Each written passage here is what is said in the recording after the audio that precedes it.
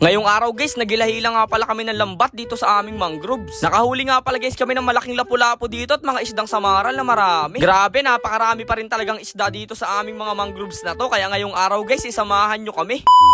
What's up guys? What's up mga kanapadaan lang? So for today's video nga guys at may adventure na naman tayo. At dahil nga guys medyo mahirap yung gagawin nating vlog ngayon, nagpasama muna ako dito sa mga tropa natin na napakalulupit talaga. Eto nga pala guys yung mga tropa namin ni Dugong simula pa ng mga bata kami na talagang dito kami pare-parehas lumaki sa aming mga mangroves. Alam nyo ba guys na talagang mga sanay ang aking mga kasamang tropa na yan kasi guys talaga dito kami lumaki sa mga mangroves at ito talaga yung mga trabaho namin nung mga bata pa kami. Halos nga guys dito na nasunog yung mga balat namin, halos araw-araw kami nandito. Tapos ayun na nga guys, nagbiyahe na nga agad kami papunta doon sa ating pagkukunan ng mga isda. After nga lang guys na mga 10 minutes na biyahe natin at sobrang init nga pala, ay nandito na rin nga pala tayo sa area. Pagkarating nga guys namin dito sa area ay bumaba na rin kaagad kami. Kasama ko rin nga pala guys ngayong araw yung tatay ko at tutulungan niya daw kami. Kaya nga guys dito sa part na to, tuwan-tuwa kami ni Dugong kasi marami kaming kasama ngayong araw. At nagulat nga kami guys, may followers pala kami dito, itong dalawang aso na talagang hanga sa aming ginagawa ni Dugong. After nga lang guys nating maiset itong mga lambat nating gagamitin ay agad na rin kami pumunta dito sa magkabilang gilid nitong ilog at hinigit na rin namin itong lambat. Ang tawag nga pala guys sa klaseng panghuhuli dito sa lugar namin ay hila-hila. Paki-comment nga guys sa baba kung anong tawag nito dyan sa lugar nyo para malaman namin. Medyo mahirap nga lang guys silahin tong lambat na to bukod kasi guys sa sumasabit siya dito sa mga kahoy-kahoy eh talagang sobrang lakas din ng agos. Pero kahit papaano guys eh medyo okay lang sa amin kasi sanay naman kami sa mga ganitong trabaho. Kasi kami guys na mga tropa ko ay sanay kami sa ganito at lumaki talaga kaming mahirap. Syempre guys bawal talaga dito sa lugar namin yung tambay-tambay lang kasi kailangan mong tugulungan yung mga magulang. Kasi guys, halos lahat ng mga magulang namin, ng mga tropa ko ay puro mga mangingisda lang talaga silang lahat. Pero kahit mangingisda lang guys, yung mga magulang namin ay proud na proud kami sa kanila kasi pinalaki kami nila ng maayos at patas silang lumaban sa buhay. At salamat rin guys sa kanila kasi lumaki kami ng ganito, yung adventure talaga yung buhay na nangyari sa amin. After nga lang guys namin higitin dito yung lambat at medyo malayo-layo na rin yung amin napuntahan ay napagdesisyonan na rin namin pandawin ito o saklitin para makita yung mga nahuli namin. Dapat nga pala guys pantay-pantay lang yung paghigit nyo dito sa lambat para hindi makalabas dito yung mga isda dun sa loob.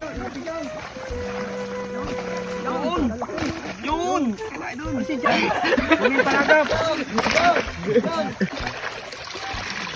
Ay, ang lalaking kulapo dyan, oh! Tak-tak eh! Kami! Ang laki ko na kulapo. Okay, Bichoy. Kulapong malaki, oh! Ang laki. Kita mo, Bichoy, kulapo natin!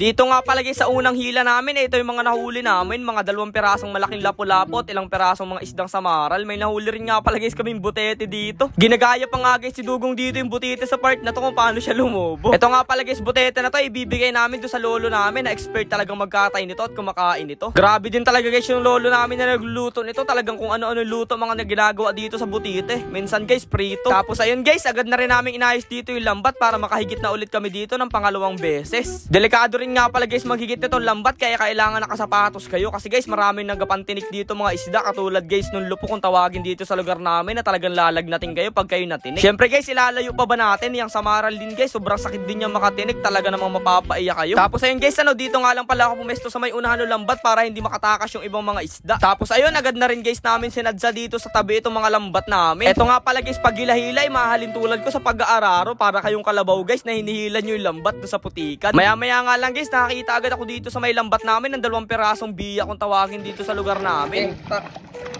Lay. Kulapo. Yun. Ay mga kulapo. Uni agad yung mga kulapo balong. Ala to kapag naman. Silbi, og mo kapitan. Eko. Sumarap ka. Yung kulapo din eh, Bichoy. Dalawa oh.